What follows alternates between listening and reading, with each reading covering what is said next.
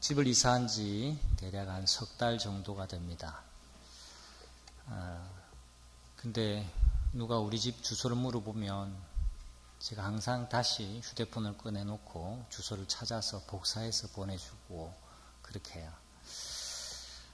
집 주소를 기억하지 못하면 그건 건망증이죠.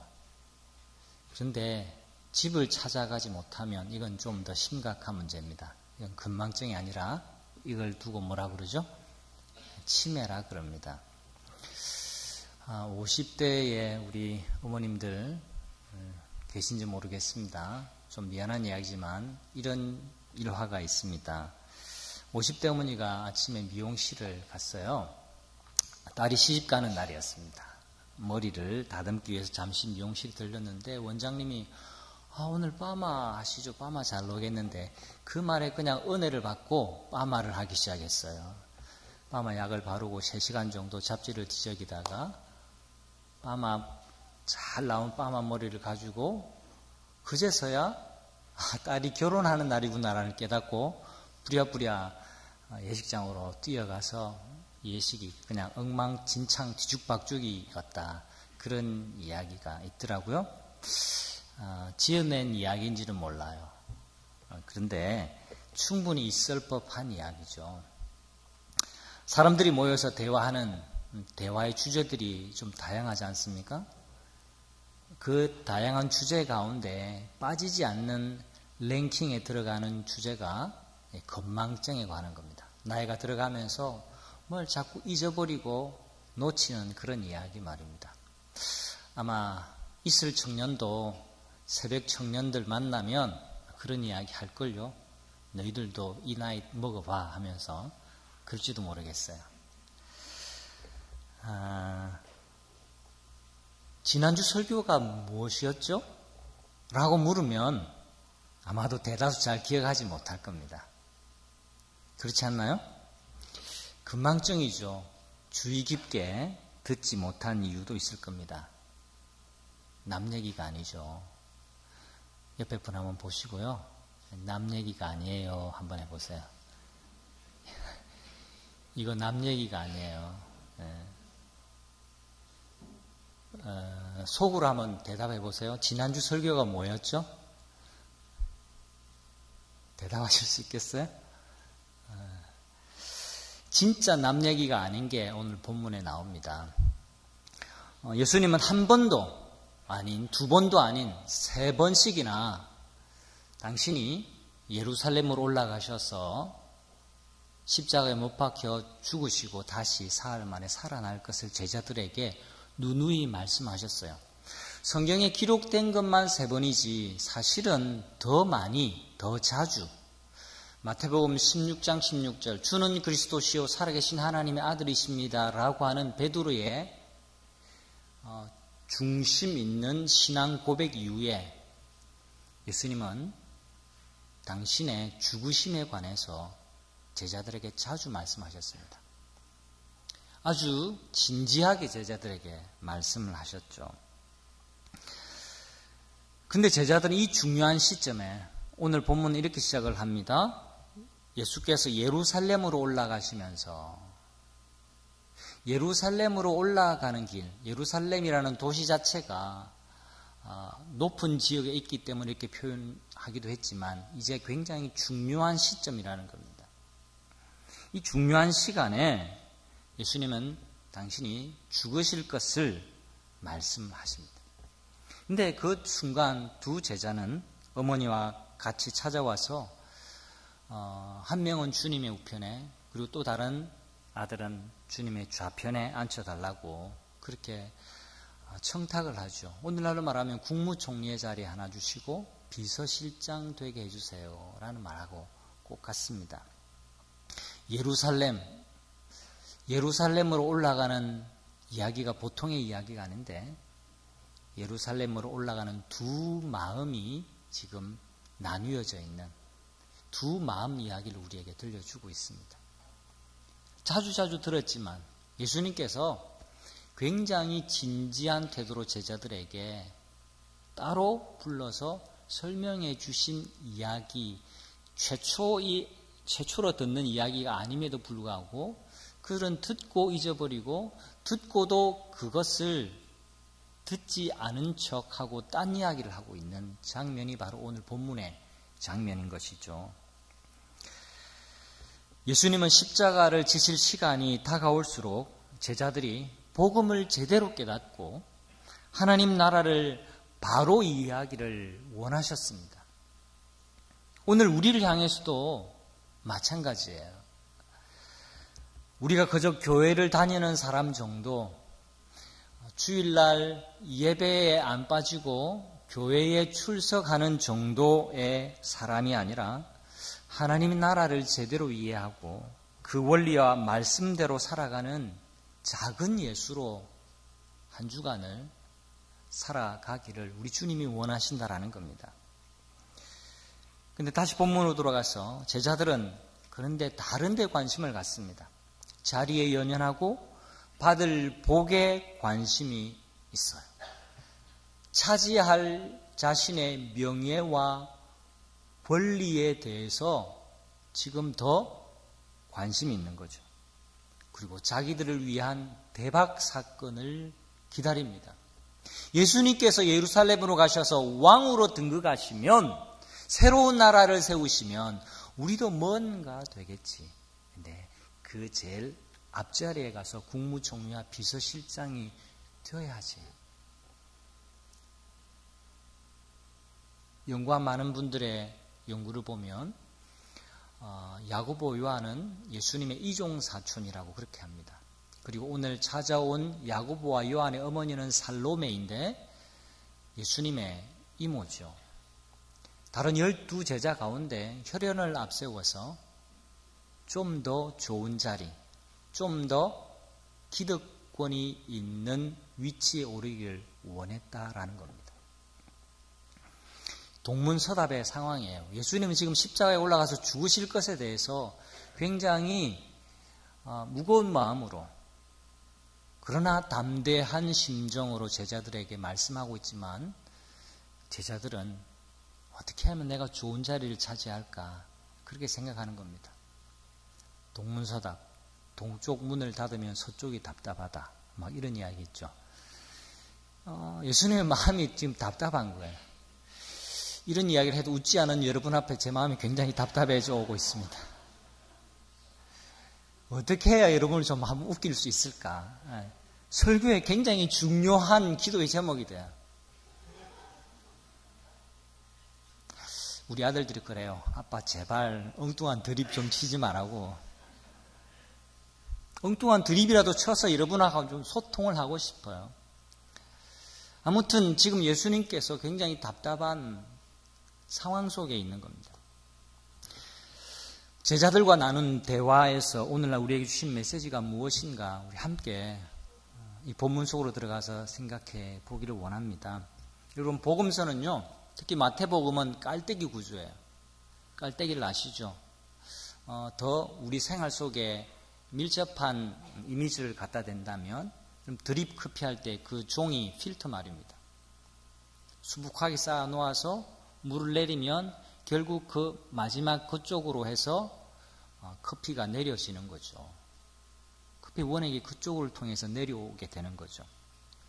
갈릴리, 여러분 성경 지리를 아실지 모르겠어요.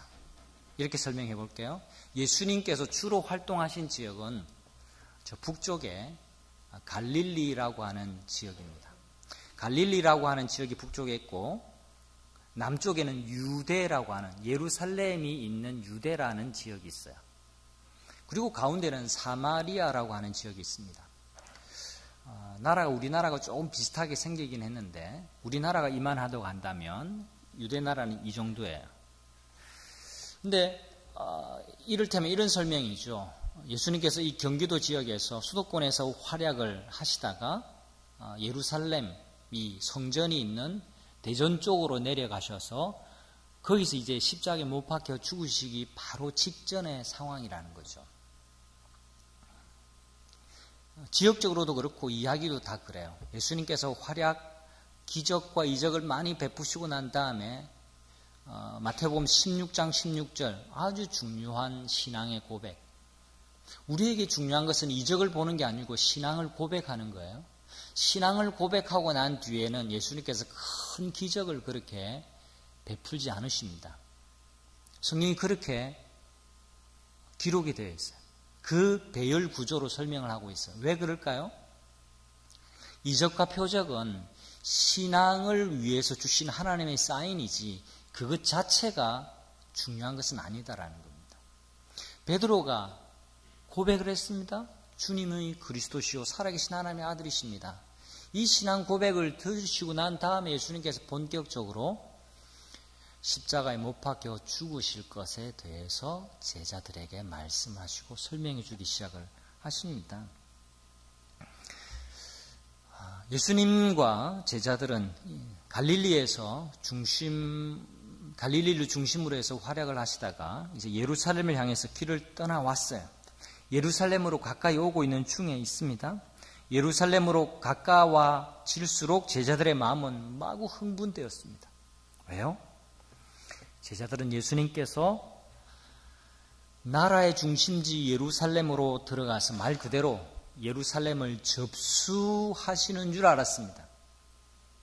예루살렘을 접수하시고 정치, 경제, 문화 모든 면에서 중심이 되어 있는 그 예루살렘을 접수하시고 왕이 될 것에 대한 꿈에 부풀어 있습니다. 그런데 문제는 예수님의 마음속에 있는 것과 제자들의 기대가 매우 달랐다라는 데 있습니다. 예수님께서 올라가시는 목적, 예수님께서 예루살렘으로 지금 깔때기의 정점과 같은 그곳으로 예수님께서 제자들과 동행하면서 가시고 있는 목적은요, 거기서 십자가의 고난을 받으시고 거기서 죽으시기 위해서 그리고 다시 살아나실 것을 목표로 하고 지금 이 길 위에서 제자들과 대화를 나누고 이 길 위에서 십자가의 길을 생각하고 계시는 겁니다. 제자들은 예수님이 세우시려는 나라가 어떤 나라인지 들었지만 듣고도 몰랐어요. 그래서 이 중요한 시점에 엉뚱한 요청을 하고 있는 겁니다. 사실 정상적인 주고받는 대화의 흐름이 아니에요. 요한과 야고보의 어머니가 찾아와서 어떻게 비서실장과 국무총리의 자리에 앉혀달라고 그렇게 요청을 할 수 있을까요? 예수님이 제자들에게 이렇게 물으십니다. 그래? 너희가 내 잔을 마실 수 있겠니? 이렇게 물으세요. 제자들이 대뜸 이렇게 대답합니다. 그럼요. 우리가 마실 수 있고 말고요. 그들은 그 의미가 예수님께서 너희가 내 잔을 마실 수 있겠니? 라고 하는 이 질문의 의미가 무엇인지도 알지 못한 채 대뜸 대답합니다. 가만히 보세요. 지금 요한과 야고보 그리고 그의 어머니가 구하는 것이 무엇인지요. 한마디로 성공 신화를 꿈꾸고 있어요. 원하고 있습니다. 이기는 스토리를 그들은 원했습니다. 기독교 승리주의를 원했습니다. 기독교, 교회, 믿는 사람, 머리가 되고 꼬리가 되지 말아야지. 믿는데 부자가 돼야지. 나누어 줄 것이 있는 사람이 되지. 뭘 구하면서 그렇게 쪼다같이 살아. 소위 말하는 고지론 말입니다. 믿는 청년들이 사회 요직에 들어가야 되고 공부 열심히 해서 좋은 자리에 가야 된다. 남부럽지 않는 위치에 올라야 복음 증거도 잘 되고 떳떳하게 예수 복음을 전할 수 있다. 뭐 이런 식의 이야기 말입니다. 믿으니까 복을 받아야 하고요. 헌신했으니까 당연히 상급이 넘쳐나야 한다라고 잘못 생각하고 있습니다. 이것을 우리는 기복주의라고 그러죠. 여러분 축구나 테니스 같은 운동 경기에서 우승을 하면 팀이나 개인이 트로피를 받는데요. 그 트로피가 대부분 컵이에요. 우승컵. 여러분 월드컵에서 우승컵을 들어 올렸다. 익숙하지 않습니까? 여러분 그 우승컵을 들고 이 축구 선수가 주장이 특별히 주장이 말입니다. 막 들고 환호하면서 기뻐하는 모습 여러분 보신 적이 있죠. 주장이 먼저 막 흔들다가 또 다른 선수들에게 주는 거야. 왜냐하면 주장만 해서 이긴 게 아니니까. 돌아가면서 그 승리의 컵을, 성공의 컵을 들고 환호하는 겁니다. 그리고 인터뷰를 하죠. 우리가 어떻게 이겼는지. 지금 보세요. 제자들이 그리고 있는 컵. 그리고 잔은 그런 잔이에요. 너희가 내가 마시는 잔을 마실 수 있겠느냐라고 예수님께서 물으시는데 예수님이 마실 잔은 고난의 잔이고 죽음의 잔이에요.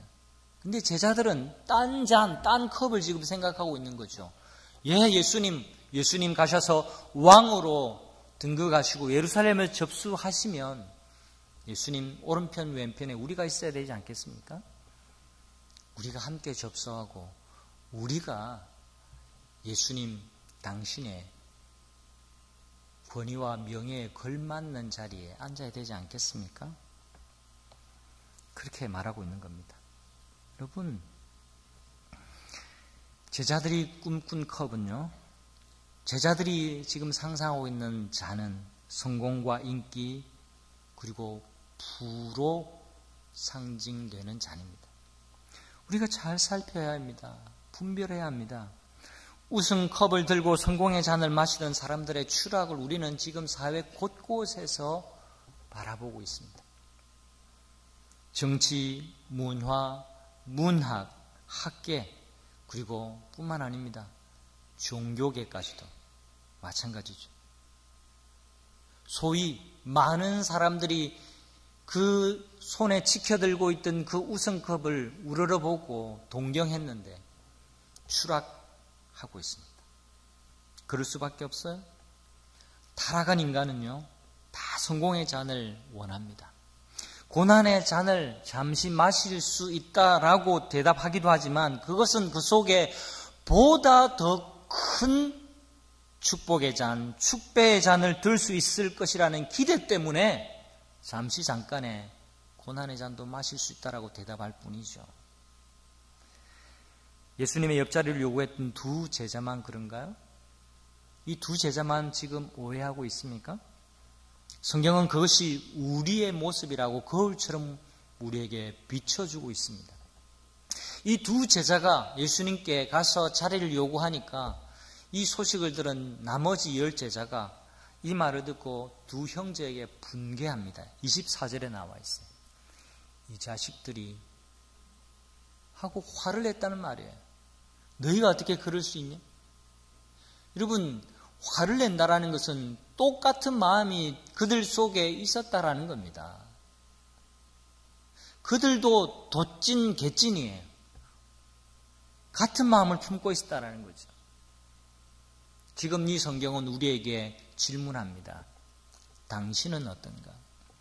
당신은 지금 어떤 잔을 마시기를 원하고 있는가? 예수님께서 당신에게 내가 마시는 잔을 네가 마실 수 있겠니? 라고 물으실 때에 뜻도 내용도 생각지도 않고 마실 수 있습니다라고 대답하는 제자와 여러분의 차이가 무엇인지 질문하고 있는 겁니다. 여러분 속에, 여러분 마음속에 그리고 있는 잔이 어떤 잔인지 지금 거울을 비추어서 여러분과 저에게 보여주고 있는 겁니다. 10 제자도 사실은 같은 부류라는 것을 말하고 있죠. 청탁을 안 했을 뿐 그들도 같은 경쟁심과 시기심이 있었다는 거죠. 그들도 그와 같은 자리를 기다리고 있었을 뿐 말을 하지 않았지 기다리고 있는 것은 똑같다라는 겁니다. 그 모습이 바로 우리의 모습이 아닌지 지금 우리에게 질문하고 있는 겁니다. 예수님은 십자가의 길을 말씀합니다. 세상의 길, 지금 예루살렘으로 올라가는 이 길 위에서 길을 묻고 계시는 거예요. 예루살렘으로 올라가는 이 노중에 너희 속에 있는 길이 세상의 길인지 십자가의 길인지 잘 분별해야 한다. 나는 지금 십자가 길을 가고 있단다라고 제자들에게 말씀해 주고 있는 겁니다. 예수님 지금 예루살렘 올라가셔서 되어질 일들을 가르쳐 주고 계세요. 이렇게 말씀합니다. 요약하면 대제사장들, 율법학자들에게 넘겨줄 것이다. 그리고 그들은 사형 선고를 내릴 것이다. 그리고 그들에게서 여기 그들에게서는 이방인들입니다. 로마 이방인들, 그들은 대제사장들과 율법학자들은 판결을 내릴 수 있지만 사형을 집행할 수가 없어요. 왜냐? 유대는 로마의 식민지니까 로마를 통치하고 있는 최고 권력 기관, 그 법정에서만 사형을 집행할 수가 있습니다. 그러니까 이방 사람 로마인에게 넘겨주어서 십자가 사형으로 죽게 될 것이다. 예수님이 이렇게 구체적으로 설명하신 적은 없어요.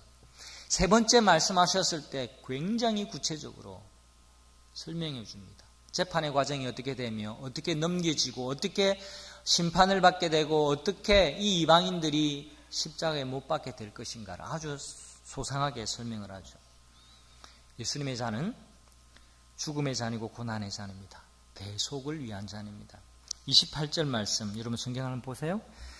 굉장히 유명한 말씀입니다. 인자는 섬김을 받으러 온 것이 아니라 섬기러 왔으며 많은 사람을 위하여 자기 목숨을 몸값으로 치러주려고 왔다. 여러분 몸값으로 치러주는 것, 이걸 두 자로 하면 뭘까요? 굉장히 중요한 신학 용어예요. 몸값을 대신 치러주는 것, 대속이에요. 대속. 우리에게 대속의 은혜를 주시기 위해서 예수님은 자기를 주시기 위해서 이 땅에 오셨다. 이렇게 말씀합니다. 여러분, 사람에게는요, 자기가 원하는 것만 기억하는 굉장히 특별한 메커니즘이 있어요. 심리학에서 이것을 선택적 기억이라고 그럽니다. 분명히 같은 사건을 경험했는데도 각자가 자기에게 유리한 것만 기억하고 불리한 것은 기억하지 못해요. 이것이 선택적인 기억입니다. 청년 여러분, 복잡하게 이야기 안 해도 됩니다. 여러분 결혼해보면 다 압니다. 자기에게 유리한 것만 생각하고 기억하고 그걸 근거로 해서 다투기도 해요. 결혼까지 가볼 필요도 없어요. 지금 우리가 그래요. 우리가 모두가 다 그걸 경험하면서 살고 있습니다. 같이 생각해 볼까요? 여러분 살면서 이제 지금 반응을 잘 하셔야 됩니다. 이 대목에.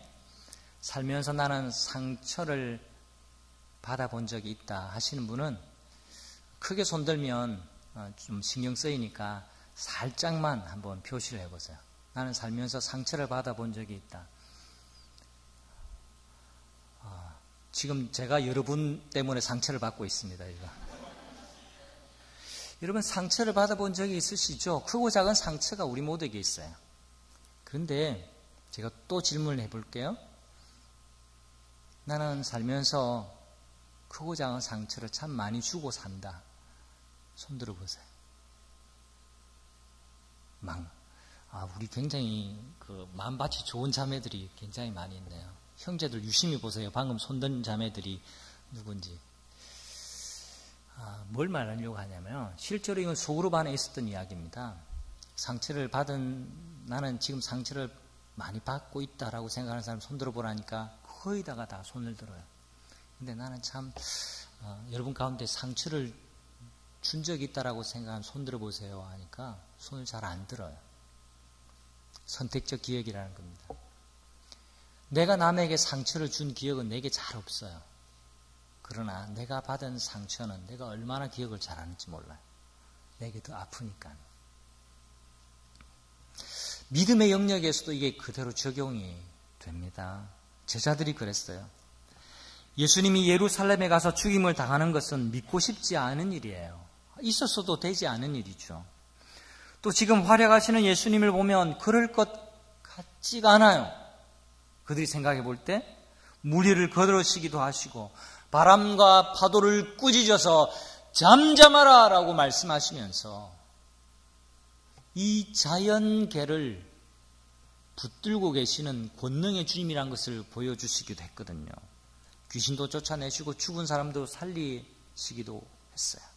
그런데 지금 예수님이 죽는다면 예수님만 바라보고 온 그들은 말 그대로 낙동강 오리알 신세가 될 것으로 보였기 때문에 예수님께서 3번이나 당신이 죽으실 것에 대해서 제자들에게 말씀해 주시고 설명하고 가르쳐 주셨음에도 불구하고 부활하실 것이라는 것을 말씀해 주셨음에도 불구하고 귀에 들어오지 않았던 겁니다.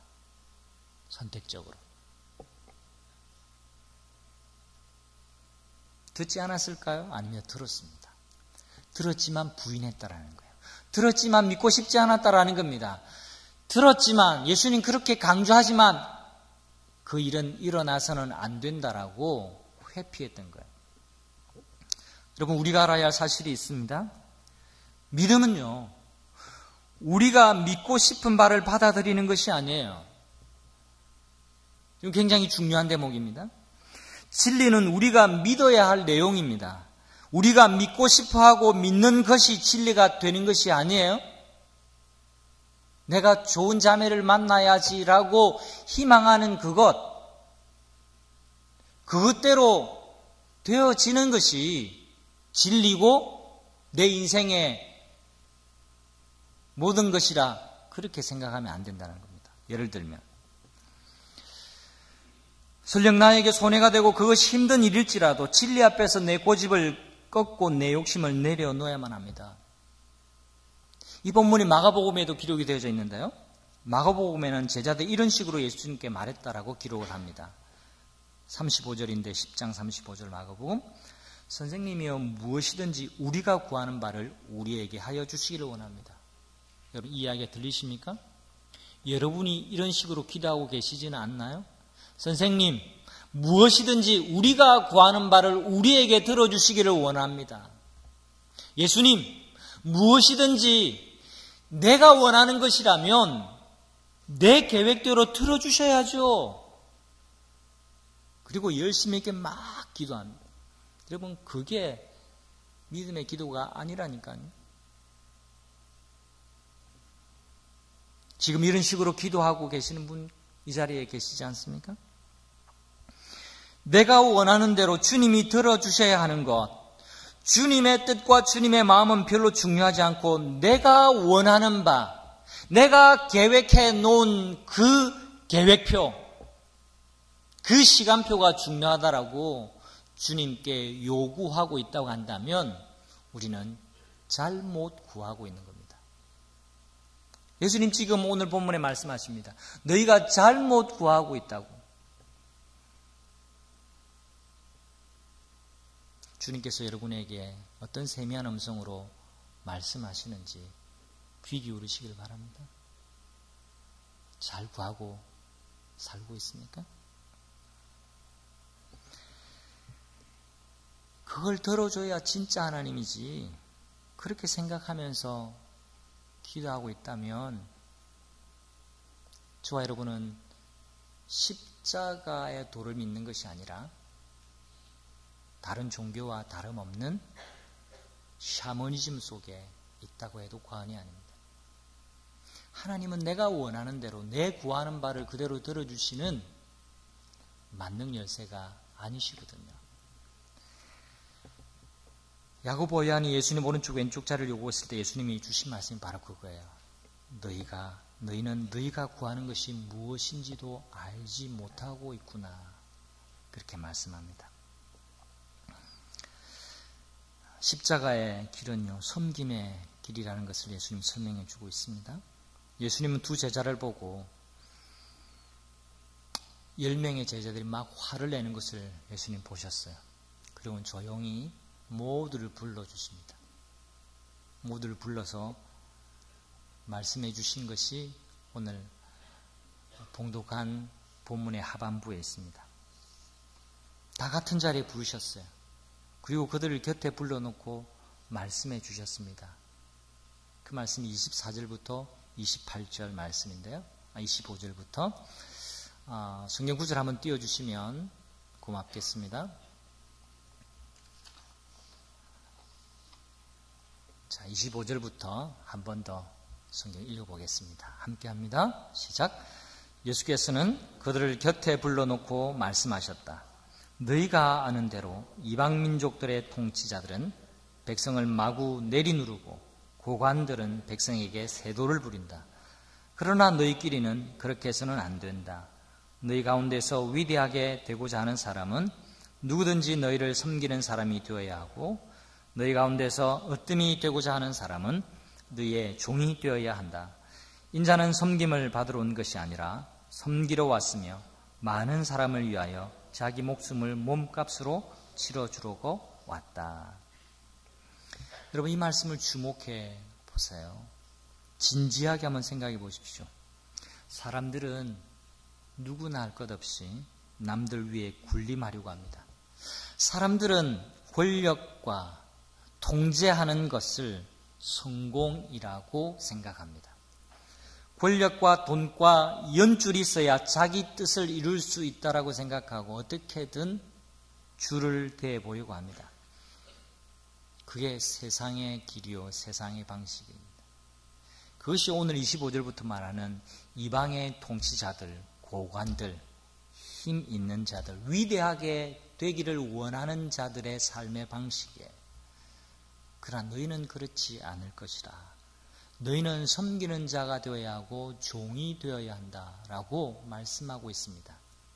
세상의 길, 세상의 법을 예수님 보여주시고 너희가 살아가야 할 나라는 세상의 나라가 아니라 하나님의 나라고 너희가 지키고 너희 삶의 기준으로 삼아야 할 것은 하나님 나라의 법이고 하나님 나라의 원리라는 것을 말씀합니다. 그것이 뭐라고요?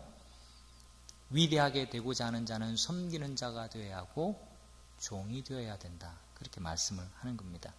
그리고 아주 중요한 말씀, 내가 온 것은 섬김을 받으려 함이 아니라 섬기려 하고 자기 목숨을, 내 목숨을 몸값으로 주려고 이 세상에 왔다.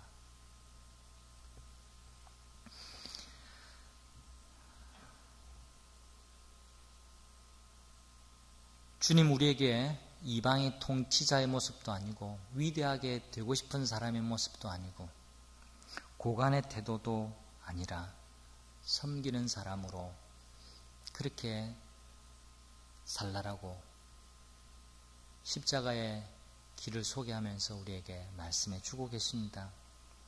그런 사람이라야 하나님 나라의 백성이다 설명해 주고 계시죠.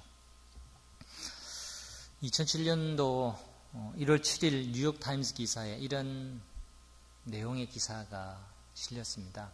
요약을 하면 이겁니다. 행복의 기본이라는 글이 실렸는데요. 요즘은 긍정심리학자들이 말하기를 자기가 행복해지기를 원해서라도 이타적으로 살아야 된다. 이게 요지예요. 행복하기를 원하십니까? 행복하기를 원하시면 다른 사람을 도와야 됩니다. 이런 식의 주장이라는 거죠. 사람이란, 그들의 주장입니다.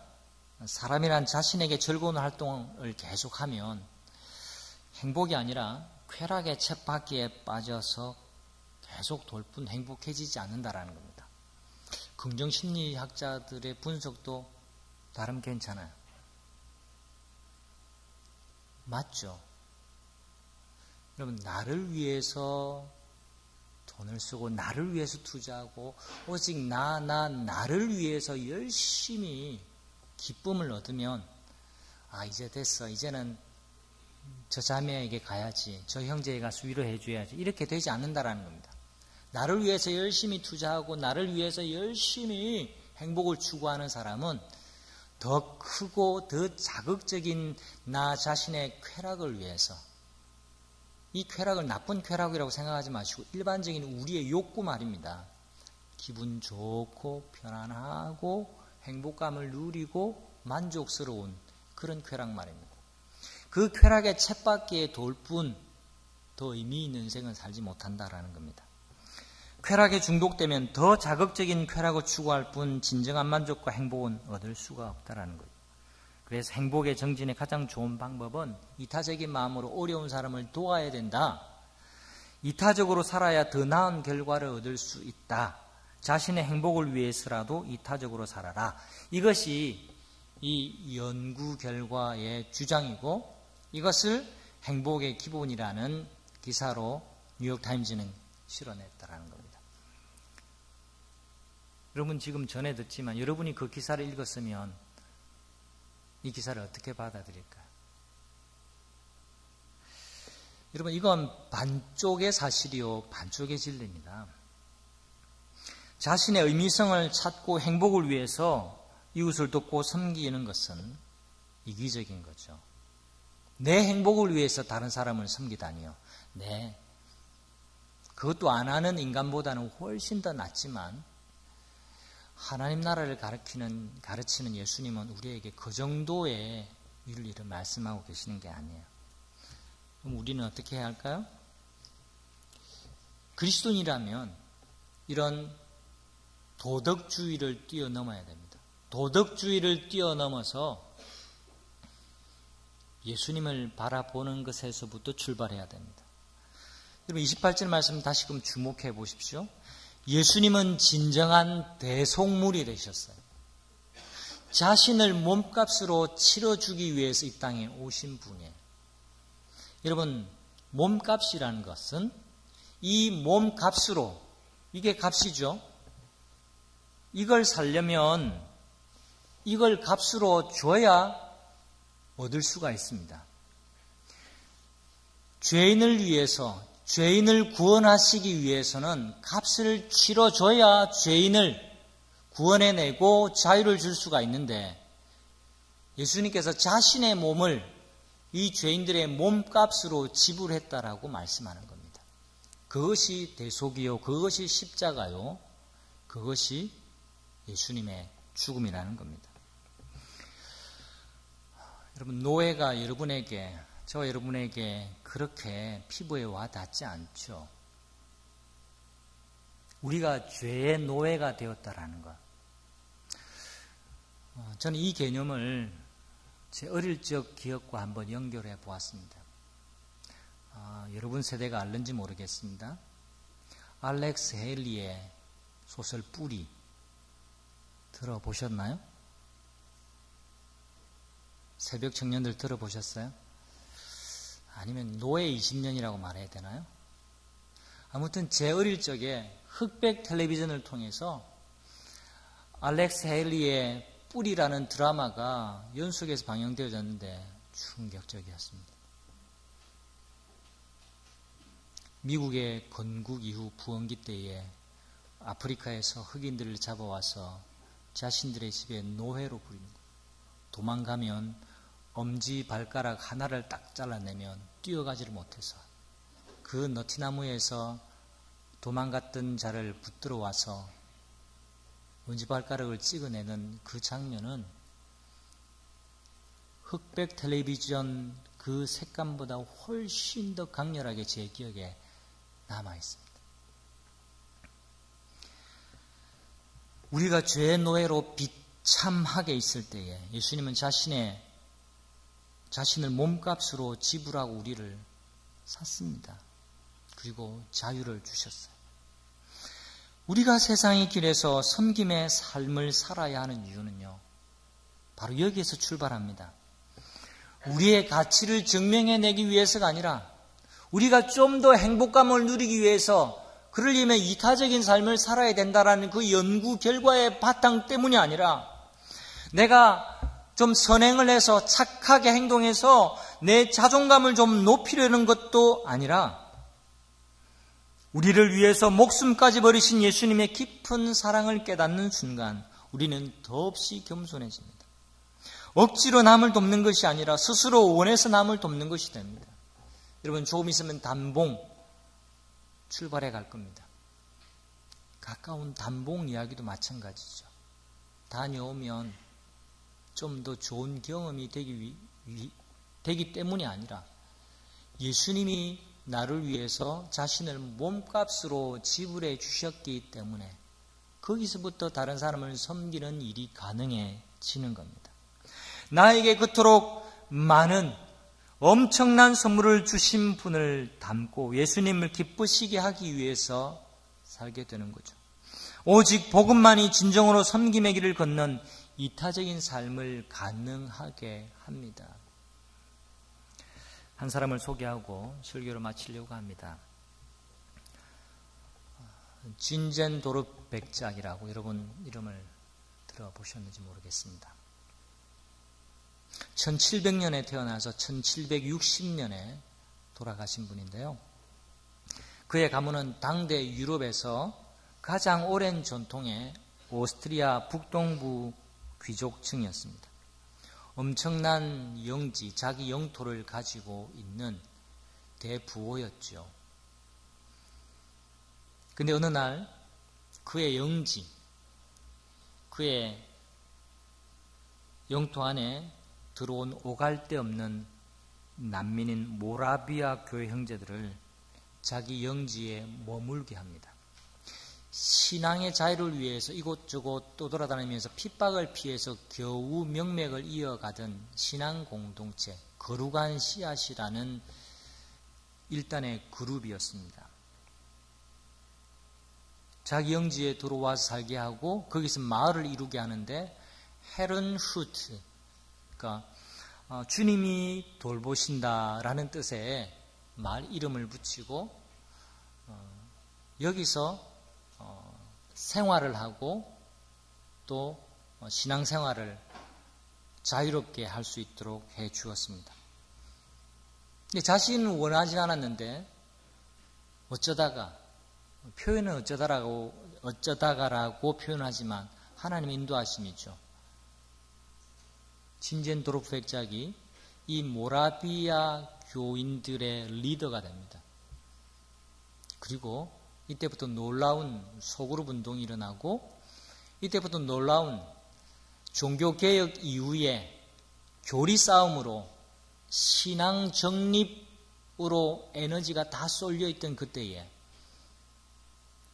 최초로 선교사를 보내고 아일랜드, 아프리카, 인도, 오지에 선교사를 보내는 일에 앞장섰던 사람이 진젠도르프입니다. 그는 재산이 거의 바닥이 날 때까지 남을 돕는 삶을 살았어요. 여러분, 지금 쉽게 표현하지만 어마어마한 재산을 가진 사람이 자기 있는 재산이 거의 바닥이 될 때까지 남을 돕는 일은 이건 기적과도 같은 일이죠. 도대체 무슨 사연이 있었기에 그렇게 철저하게 헌신적인 삶, 이타적인 삶을 살았을까요? 모든 사람에게 터닝 포인트가 있는 것처럼 이 진젠도르프에게도 터닝 포인트가 있었습니다.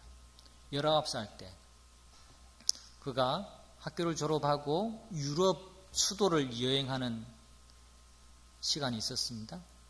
그때 뒤셀도르프 미술관에 갔는데 거기서 가시관을 쓰신 예수님을 그린 도메니코 페티의 이 사람을 보라라는 제목의 그림을 물끄러미 쳐다보는 가운데 그는 거기서 예수님을 만나게 됩니다. 신비한 경험을 하게 되죠. 거기서 그의 마음이 깨진 거예요. 그리고 그 그림 아래 화가가 써놓은 글을 보게 되었습니다. 내 너를 위해 이 모든 일을 했는데 너는 나를 위해 무엇을 하려느냐? 내가 너를 위해서 이 모든 일을 했는데 너는 나를 위해서 무엇을 하려느냐? 예루살렘으로 올라가는 길에서, 아니 더 엄밀하게는 십자가로 가는 그 길 위에서 주님이 저와 여러분에게 물으시는 물음이기도 합니다. 내 너를 위해서 이 모든 일들을 했는데 너는 나를 위해서 무엇을 하겠느냐? 나의 잔을 마실 수 있겠느냐? 성공의 잔이 아니라 고난의 잔, 섬김의 잔 함께 마실 수 있겠느냐 물으십니다. 이 한 주간 우리는 꼭 같은 시간을 선물 받고 또 생명을 허락해 주시는 주님 앞에서 살아갈 겁니다. 주님 우리에게 이 한 주간도 물으신다라고 믿습니다. 너희가 이 잔을 마실 수 있겠니? 너희는 내가 몸값을 주어서 자유케 되어진 노예인데 너희는 나를 위해 무엇을 하려느냐? 나를 위해서 하는 일은 위대한 사람이 되는 것 그것 아니고 남 위에 군림하는 것 그것 아니고 섬기는 자가 되는 것, 베푸는 자가 되는 것, 다가가서 따뜻한 말로 위로해 주는 자가 되는 것, 아픔을 보듬어 주는 사람이 되는 것, 나와 같이 사는 것, 그것이 내가 마시는 잔인데 너희가 마실 수 있겠느냐? 그렇게 물으십니다. 이 질문 앞에 한 주간 대답을 하시면서 우리가 붙들고 있는 세상의 길에서 벗어나 하나님의 길로 접어드는 우리가 되기를 원하고요. 하나님이 우리에게 가르쳐 주시는 십자가의 돌을 붙들고 이 세상의 축배를 들기보다 주님의 쓰디 쓴 잔이지만 그 아름다운 잔을 함께 마심으로 하나님의 나라를, 내 주변을 하나님의 나라로 만들어가는 우리 주님의 제자들이 되시고 작은 예수들로 살아가는 여러분 되시기를 주님의 이름으로 축복합니다.